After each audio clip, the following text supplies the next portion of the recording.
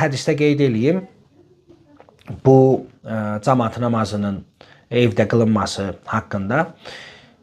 Hədisimizdə keçir ki, əgər bir şəxs məscidə qonşu olarsa, yəni məscidə yaxın yaşayarsa, o şəxsin İmam Sadiq Əleyhisselam buyurur, evdə təbii ki, istisna məsələləri çıxma şəklində, istisnai hallar çıxma şəklində, əgər bir şəxsin məscidə qonşuluğu varsa, o insan heç bir üzr olmadan evdə namaz qılsa, İmam Sadiq Əleyhisselam buyurur ki, həmin şəxsin namazı kamil deyil.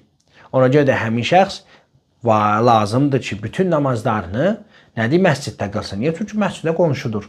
Və digər bir hədisdə gəlir ki, əgər bir şəxs məscidin azanını eşitmək qabiliyyətindədirsə, məsələn, fəzilli azan vaxtıdır və məscidin azanını eşidə bilir. Deməli, bu o deməkdir ki, məscidə yaxın bir yerdə yaşayır. O insanda nədir? Gərək evdə namazı yoxdur.